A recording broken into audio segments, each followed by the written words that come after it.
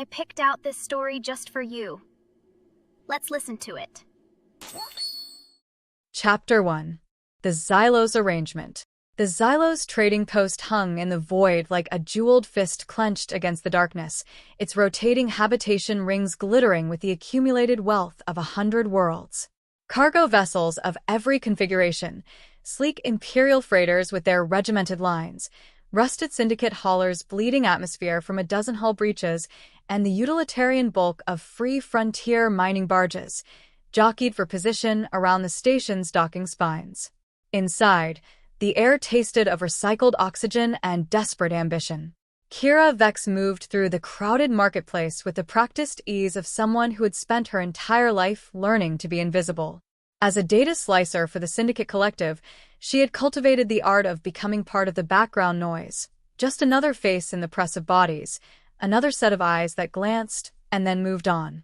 Her jacket was deliberately nondescript, her gait unremarkable, her expression carefully neutral. Only someone looking specifically for her would notice the slight bulge at her hip where a neural interface deck nestled against her side, or the way her eyes never stopped scanning. The job had come through Broker Xylo himself, the station's namesake and premier information merchant. 3 days ago, an encrypted burst transmission had arrived at her secure drop point with a single line of text: Xylo's trading post. Cargo Bay 17. 0400 station time. Bring your best sliceware. Maximum compensation. She had arrived 12 hours early, as was her habit, and had spent the intervening time mapping escape routes, identifying potential threats, and generally making herself as small a target as possible. Now, with less than an hour before the scheduled meet, she made her way toward the designated location. The trading post's architecture reflected its purpose, a chaotic jumble of styles and eras, each new owner adding their own modifications without regard for aesthetic coherence. Cargo Bay 17 occupied a forgotten corner of the station's industrial sector, accessible through a maze of service corridors that smelled of machine oil and something faintly organic. Kira counted 7 potential ambush points as she approached, each one filed away in her mind for later reference. The bay itself was cavernous, filled with stacked shipping containers that created a labyrinth of metal canyons. Emergency lighting cast everything in shades of amber and shadow. Somewhere in the distance, a cargo loader hummed and clinked through an automated cycle. "You're early." The voice came from somewhere to her left, and Kira turned to find an older man emerging from between 2 towering containers. He moved with the careful deliberation of someone who had learned long ago that rushing led to mistakes that got people killed. His face was weathered by decades of exposure to harsh stellar radiation, and his left arm ended not in a hand, but in a utilitarian prosthetic that looked capable of crushing rock. "Torin Blackwood," Kira said, recognizing him from intelligence files. "Elder warrior of the free frontier. You're a long way from the outer colonies. And you're Kira Vex, data slicer. Syndicate operative with 7 confirmed high-value extractions and an estimated 12 more that nobody can prove." The corner of his mouth twitched upward. "I read files too." Kira's hand drifted toward her hip, then stopped. If Torin Blackwood had wanted her dead, she would already be dead. What's a free frontier legend doing at a Syndicate meet? The same thing you are. He gestured toward the deeper shadows of the cargo bay. Waiting to find out what this job is actually about. They walked in silence through the container maze, Kira maintaining a careful distance. The Elder Warrior's reputation preceded him. Decades of experience in the frontier's harshest environments, a tactical mind that had saved countless colonial settlements, and a personal code of honor that made him unusual among the free frontier's survivalist culture. He was not the kind of person who took jobs for money. "Broker Xylo reached out to you personally?" she asked. "Through an intermediary. Said he had something that required specialists from multiple factions. Suggested that our particular skill sets would be complementary." Kira filed that away. Multi-faction operations were rare and almost always disastrous. The political tensions between the Syndicate, the Free Frontier, and the Imperial Coalition made cooperation difficult at best and suicidal at worst. Whatever Xylo was selling, it had to be valuable enough to justify the risk. They reached a clearing in the container maze, a space perhaps 20 meters across where several shipping crates had been arranged to create a rough meeting area. A single portable light source illuminated the space, and standing in its glow were two figures that made Kira's instincts scream warnings.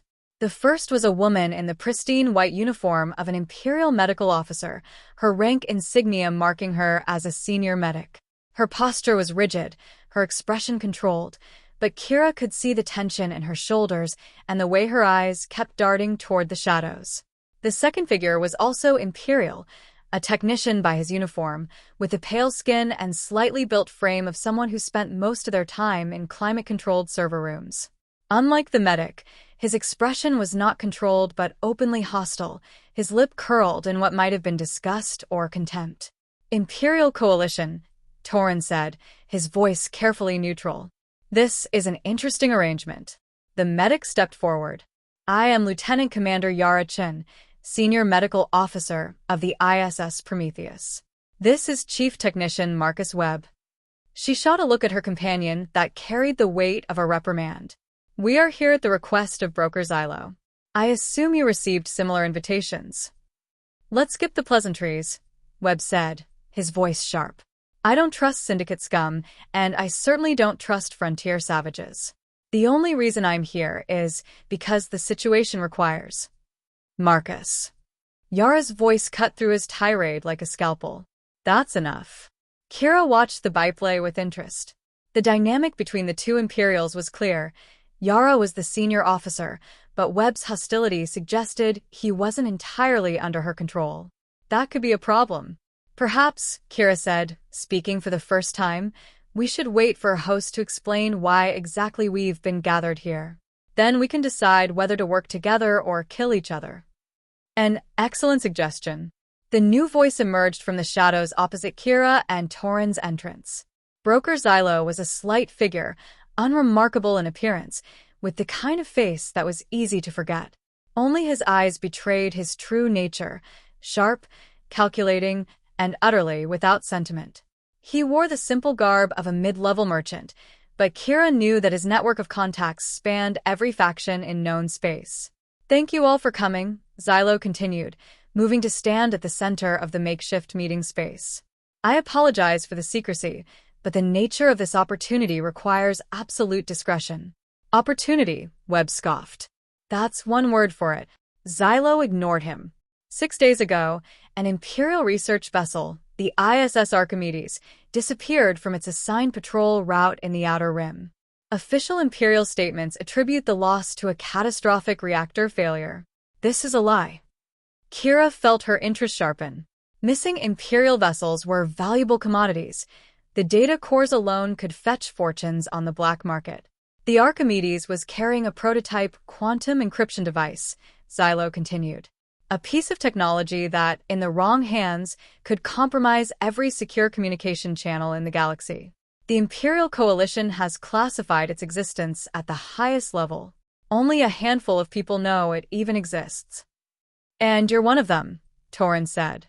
"It was not a question. I make it my business to know things. The point is that the Archimedes did not suffer a reactor failure. It was hijacked by parties unknown and taken to a location that I have been able to identify." "Let me guess," Webb said, his voice dripping with sarcasm. "You want us to retrieve it for you." "Not for me. For the highest bidder.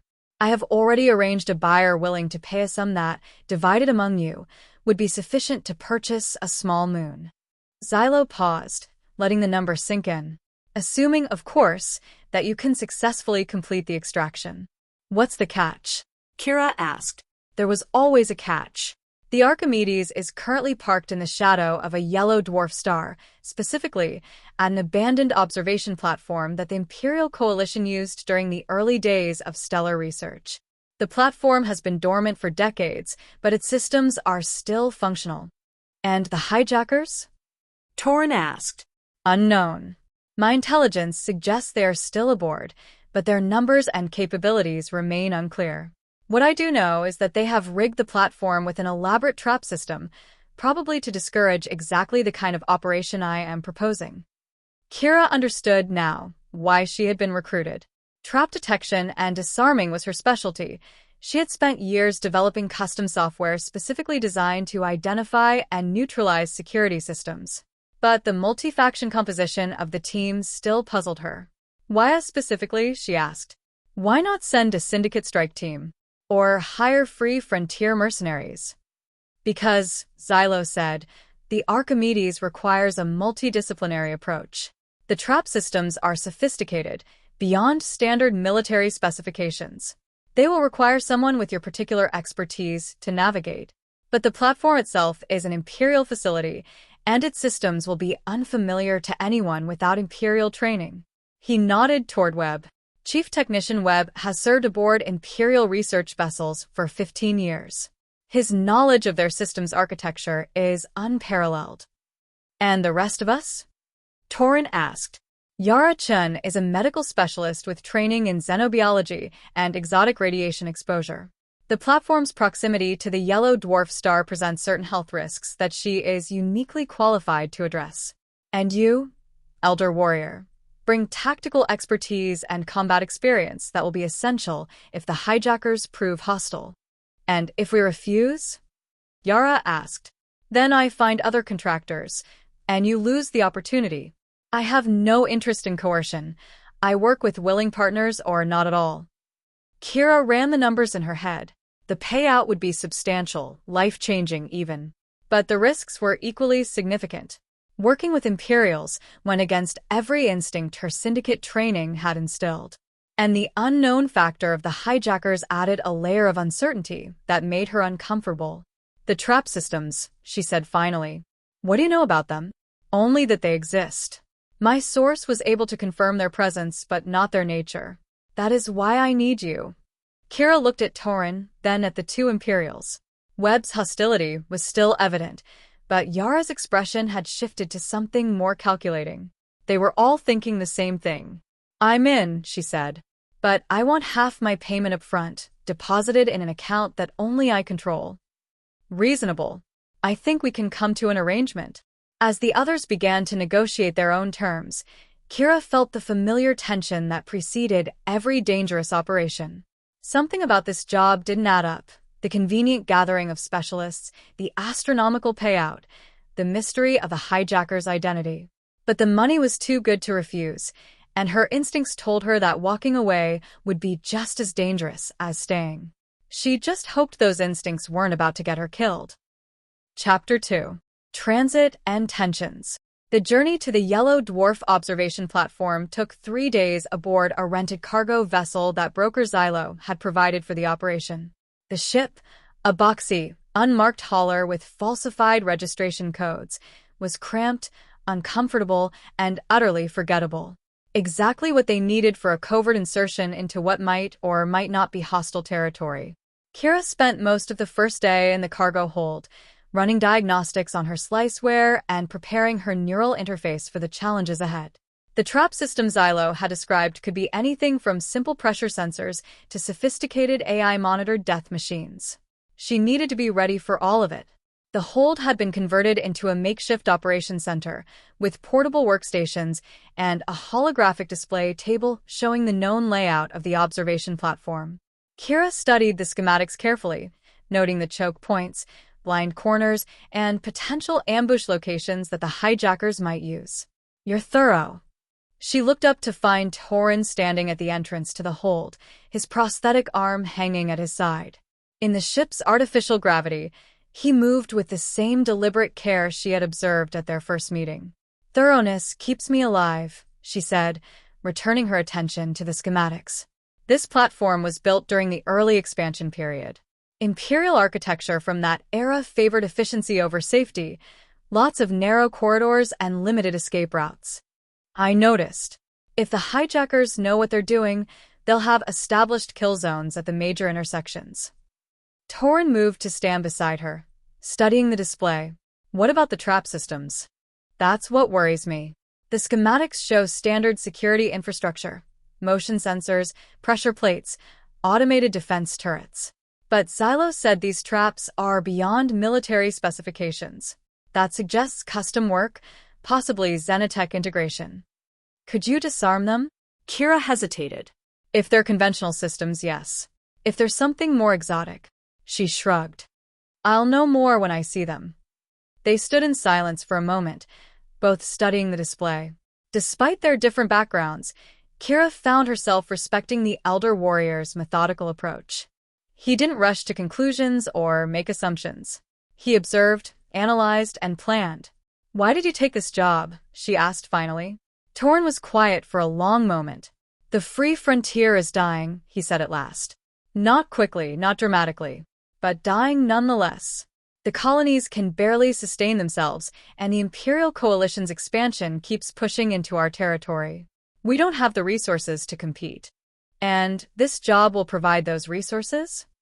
This job will provide a resource. Enough to make a difference for a few settlements. Maybe enough to buy time. He turned to look at her, and she saw something in his eyes that hadn't been there before, a deep, weary sadness. I've spent 40 years fighting for the frontier. I've buried friends, watched settlements burn, and seen children starve because the supply ships didn't come. If this payout can prevent even one of those things, it's worth the risk. Kira nodded slowly.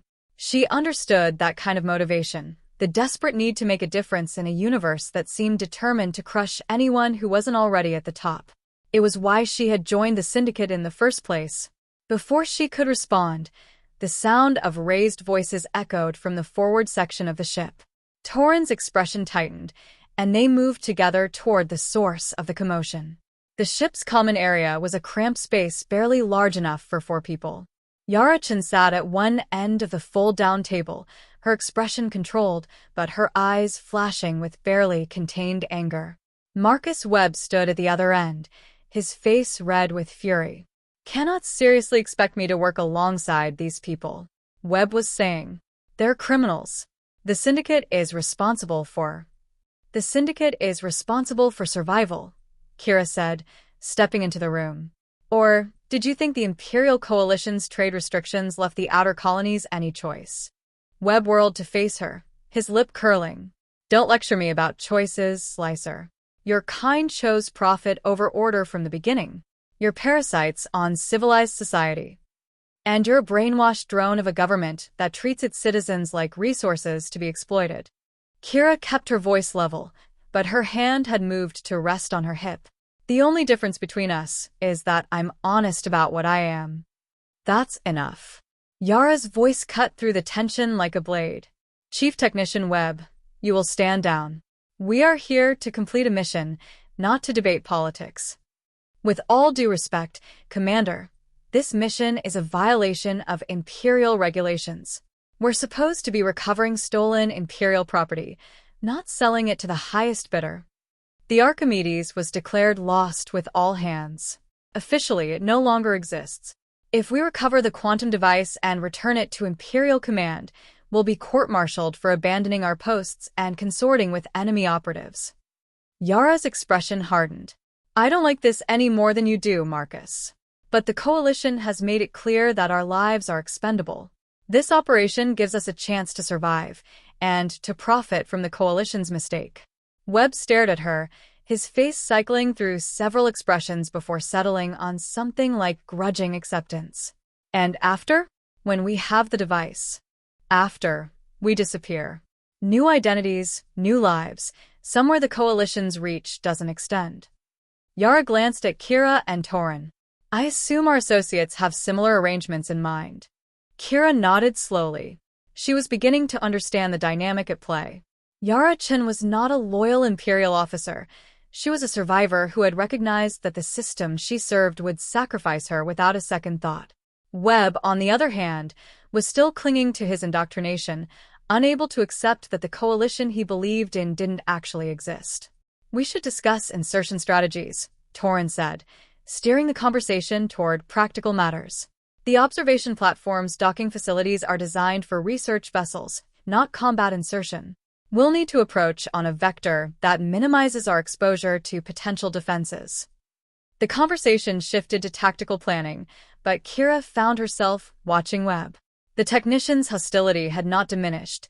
If anything, it had gone deeper, hidden behind a mask of professional compliance. She made a mental note to keep him where she could see him. Chapter 3. Arrival at the observation platform.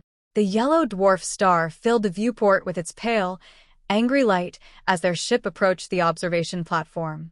Kira had seen stars before, had grown up on a station orbiting a gas giant, had traveled through dozens of systems during her career with the Syndicate, but something about this particular star made her uneasy.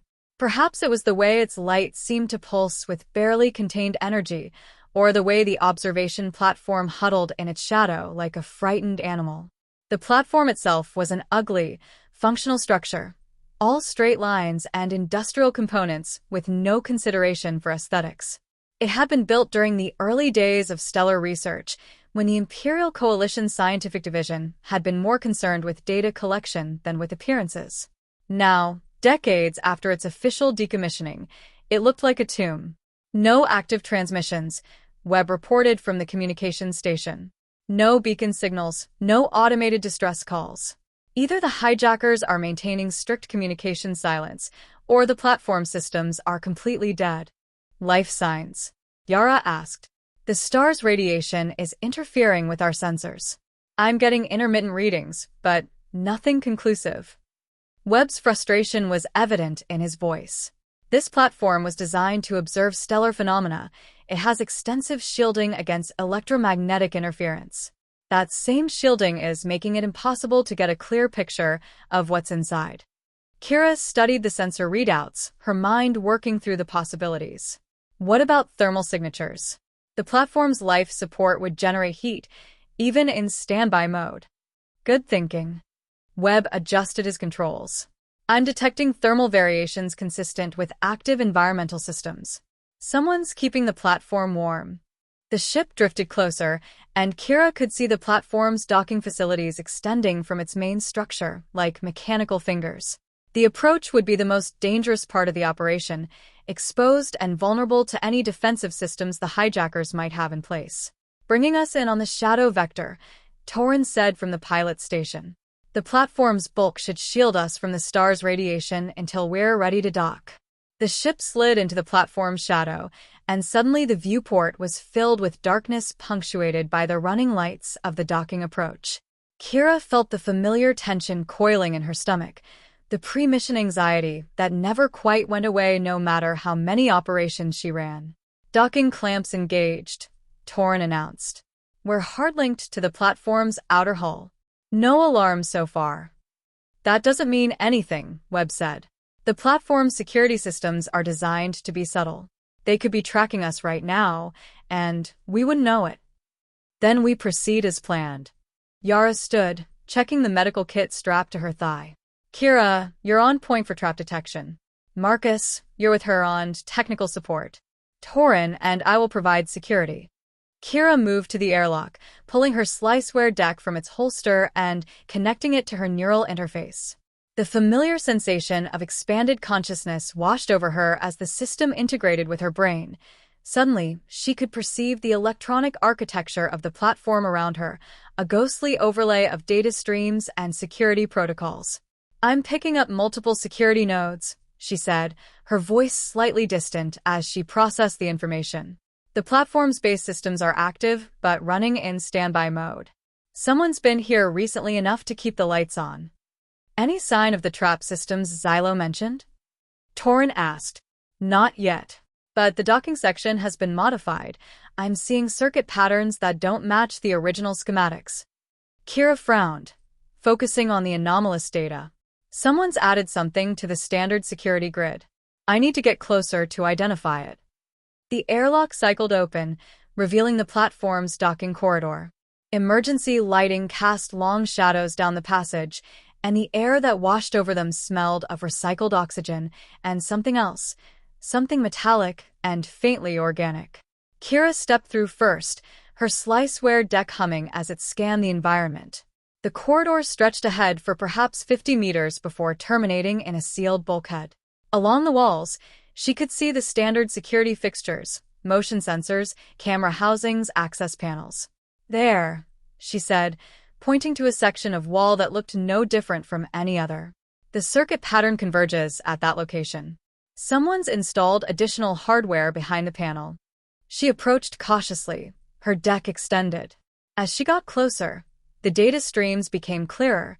She could see the electronic signature of a sophisticated device embedded in the wall, its purpose unclear, but its presence undeniable. "I've found it," she said. "Some kind of pressure-activated mechanism. When I step past this point," she traced the circuit with her mind. "It triggers a cascade through the security grid. Alarms, automated defenses, possibly worse. Can you disarm it? Maybe. But there's something else." Kira's frown deepened. This isn't a standard Imperial system. The coding architecture is completely different. It's almost organic in structure. Organic? Yara's voice carried a note of concern. "What do you mean?" "I mean this trap wasn't built by Imperial engineers. It was built by someone with access to Xenotech, possibly Ascendant Cult technology." Kira looked back at the others. If the hijackers have cult connections, this just got a lot more complicated. Chapter 4. The Trap Within. The revelation that Ascendant Cult technology might be involved changed everything. The cult was known for its obsession with psionics and bioengineering, technologies that defied conventional understanding and often operated on principles that standard sliceware couldn't fully comprehend. "I need more time to analyze this," Kira said, crouching beside the suspicious wall panel. "The coding is unlike anything I've seen before. It's almost like it's alive, adapting and evolving in response to my probes." "We don't have unlimited time," Webb said, his voice tight with anxiety. "Every minute we spend in this corridor is a minute for the hijackers to detect us." "Then give me something to work with." Kira looked at the technician. "You said you know Imperial systems. What's the standard protocol for integrating non-standard security hardware?" Webb hesitated, clearly reluctant to help, then moved to crouch beside her. "Imperial research facilities sometimes incorporate experimental systems, Xenotech artifacts, psionic amplifiers, that sort of thing. The integration process usually requires a bypass key, a specific code sequence that tells the base systems to accept the foreign architecture." "Where would the bypass key be stored?" "In the central security hub, usually. But if someone's modified the system extensively, they might have moved it." Webb studied the wall panel, his technical instincts apparently overriding his hostility. "Can you access the base system's memory core from here?" Kira extended her consciousness toward the platform's central systems, searching for the data repository Webb had described. The process was like navigating a labyrinth. Every turn revealed new security protocols, new barriers designed to prevent exactly the kind of intrusion she was attempting. "I can see the memory core," she reported, "but it's heavily encrypted. Standard Imperial military-grade protection. I can help with that." Webb pulled a small device from his belt, a military-issue decryption key. Imperial technicians carry these for emergency system access. It should get us past the encryption. Kira hesitated. Accepting help from Webb meant trusting him, even if only in a limited capacity.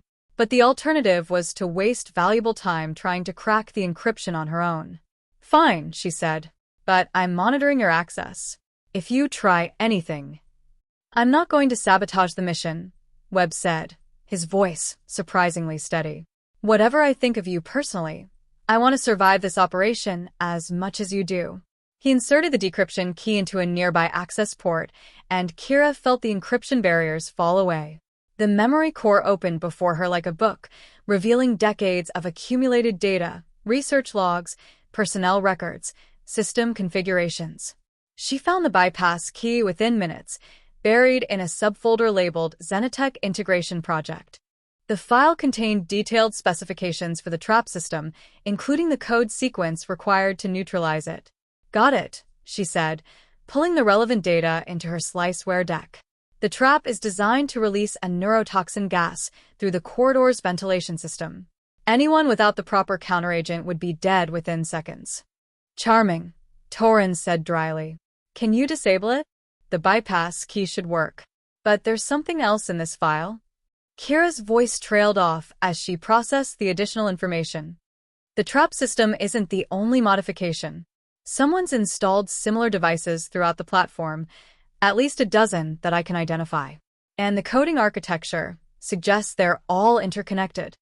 "A network," Yara said. "Trigger one, and the others activate as well?" "Possibly. Or they might be designed to work in sequence, herding intruders toward a central location. Kira stood, her mind racing through the implications. Either way, we need to be extremely careful. One wrong move could activate the entire system. They proceeded through the corridor, Kira identifying and marking each trap location as they advanced. The platform's interior was a maze of narrow passages and cramped chambers, all designed with the utilitarian efficiency of early Imperial architecture. The further they went, the more signs of recent habitation they encountered: discarded food containers, portable heating units, even a few personal effects that suggested the hijackers had been here for some time. "How many people are we dealing with?" Torin asked, examining a pile of ration wrappers. "Hard to say. But based on the supplies, I'd estimate at least a dozen, possibly more." Kira pointed to a series of scuff marks on the floor. Heavy boot prints. Military or paramilitary footwear. They reached a junction where 4 corridors met, and Kira held up a hand to stop the group. "There's another trap here," she said, studying the data flowing through her sliceware. "More sophisticated than the last one. It's tied into the platform's power grid. If I try to disarm it incorrectly, it could overload the entire section." "Can you work around it?" Yara asked. "Maybe. But I'll need time, and I'll need quiet." Kira glared at Webb. "No distractions." Webb opened his mouth as if to argue, then closed it. He moved to stand guard at one of the corridor's entrances, his back to Kira, ostentatiously ignoring her. Kira turned her attention to the trap, her consciousness expanding into the platform's electronic architecture. The coding was complex, more organic than mechanical, adapting to her probes like a living organism responding to an infection. Whoever had designed this system possessed knowledge far beyond standard Imperial engineering. As she worked, fragments of data began to surface, remnants of the system's operational history that hadn't been properly wiped. She saw images, brief and fragmented, scientists in Imperial uniforms working at consoles, strange devices that pulsed with bioluminescent light, and figures in robes that could only be Ascendant Cult members.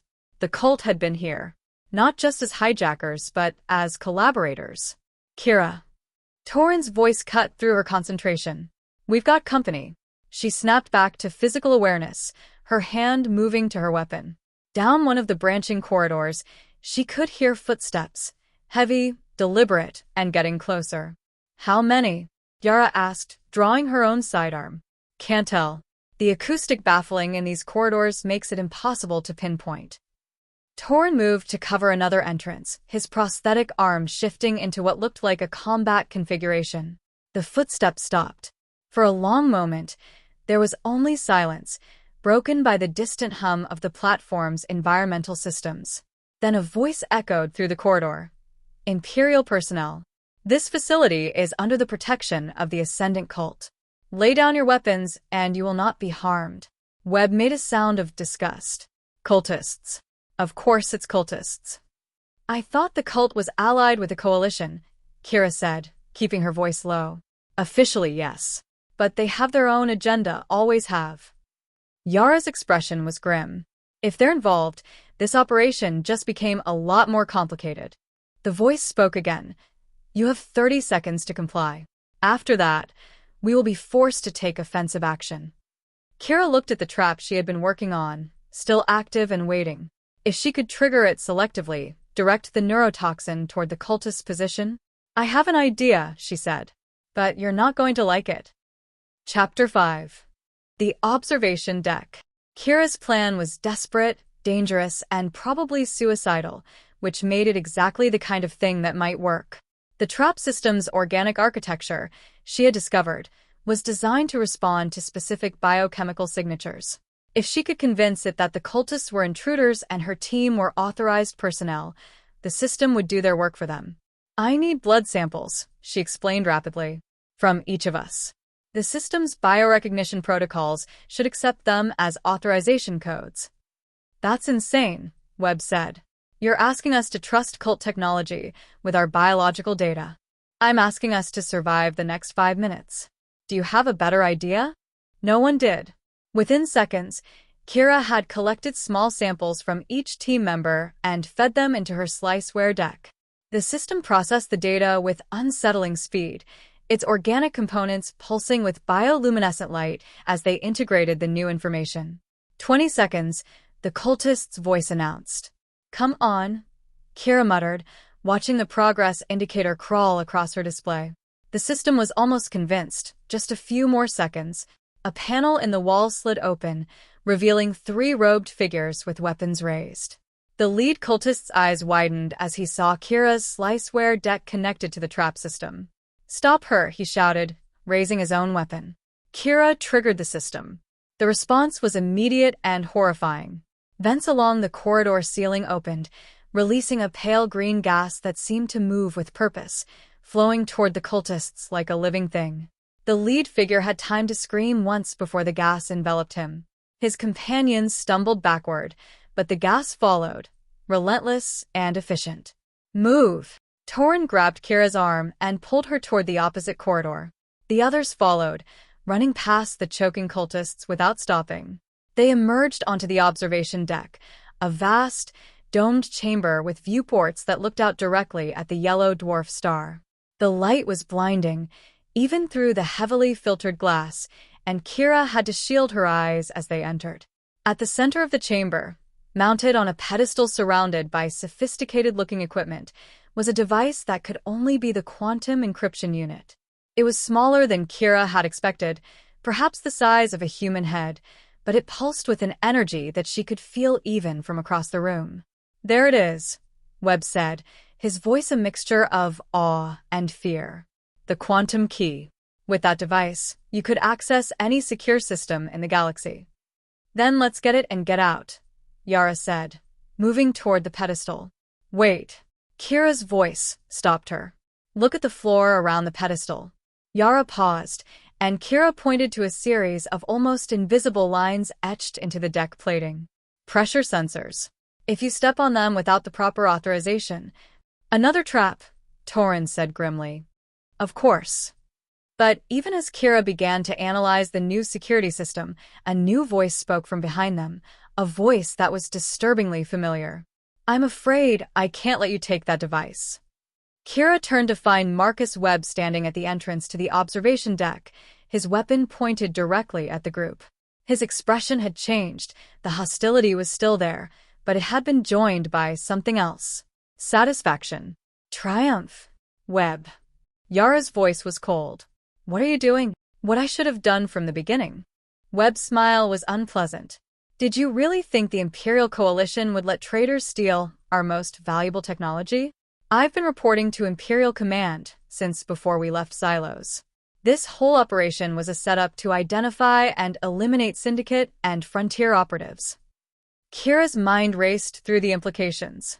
Webb had been the inside man, the one who had guided them through Imperial systems, the one who had provided the decryption key. Every piece of information they had accessed, he had accessed as well. "The cultists," she said. "They weren't here to steal the device. They were here to guard it." "Very good, Slicer." Webb's smile widened. "The Ascendant Cult has been our partner in this project for years. The quantum device was developed using their bioengineering expertise. Those traps you've been disarming? They're not just security measures, they're tests. The cult wants to know if anyone is capable of navigating their systems. And if someone is, then they're either recruited or eliminated." Webb's weapon didn't waver. "I'm afraid you fall into the latter category." Chapter 5. The Observation Deck. Kira's plan was desperate, dangerous, and probably suicidal, which made it exactly the kind of thing that might work. The trap system's organic architecture, she had discovered, was designed to respond to specific biochemical signatures.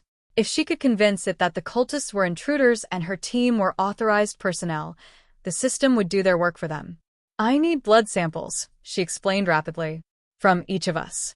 The system's biorecognition protocols should accept them as authorization codes." "That's insane," Webb said. "You're asking us to trust cult technology with our biological data. I'm asking us to survive the next 5 minutes. Do you have a better idea?" No one did. Within seconds, Kira had collected small samples from each team member and fed them into her sliceware deck.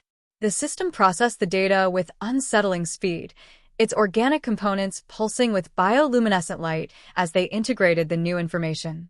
20 seconds, the cultist's voice announced. "Come on," Kira muttered, watching the progress indicator crawl across her display. The system was almost convinced. Just a few more seconds. A panel in the wall slid open, revealing 3 robed figures with weapons raised. The lead cultist's eyes widened as he saw Kira's sliceware deck connected to the trap system. "Stop her," he shouted, raising his own weapon. Kira triggered the system. The response was immediate and horrifying. Vents along the corridor ceiling opened, releasing a pale green gas that seemed to move with purpose, flowing toward the cultists like a living thing. The lead figure had time to scream once before the gas enveloped him. His companions stumbled backward, but the gas followed, relentless and efficient. "Move!" Torin grabbed Kira's arm and pulled her toward the opposite corridor. The others followed, running past the choking cultists without stopping. They emerged onto the observation deck, a vast, domed chamber with viewports that looked out directly at the yellow dwarf star. The light was blinding, even through the heavily filtered glass, and Kira had to shield her eyes as they entered. At the center of the chamber, mounted on a pedestal surrounded by sophisticated-looking equipment, was a device that could only be the quantum encryption unit. It was smaller than Kira had expected, perhaps the size of a human head, but it pulsed with an energy that she could feel even from across the room. "There it is," Webb said, his voice a mixture of awe and fear. "The quantum key. With that device, you could access any secure system in the galaxy." "Then let's get it and get out," Yara said, moving toward the pedestal. "Wait." Kira's voice stopped her. "Look at the floor around the pedestal." Yara paused, and Kira pointed to a series of almost invisible lines etched into the deck plating. "Pressure sensors. If you step on them without the proper authorization..." "Another trap," Torin said grimly. "Of course." But even as Kira began to analyze the new security system, a new voice spoke from behind them, a voice that was disturbingly familiar. "I'm afraid I can't let you take that device." Kira turned to find Marcus Webb standing at the entrance to the observation deck, his weapon pointed directly at the group. His expression had changed, the hostility was still there, but it had been joined by something else. Satisfaction. Triumph. "Webb." Yara's voice was cold. "What are you doing?" "What I should have done from the beginning." Webb's smile was unpleasant. "Did you really think the Imperial Coalition would let traitors steal our most valuable technology? I've been reporting to Imperial Command since before we left Xylos. This whole operation was a setup to identify and eliminate Syndicate and Frontier operatives." Kira's mind raced through the implications. Webb had been the inside man, the one who had guided them through Imperial systems, the one who had provided the decryption key. Every piece of information they had accessed, he had accessed as well. "The cultists," she said. "They weren't here to steal the device. They were here to guard it." "Very good, Slicer." Webb's smile widened. "The Ascendant Cult has been our partner in this project for years. The quantum device was developed using their bioengineering expertise. Those traps you've been disarming? They're not just security measures, they're tests.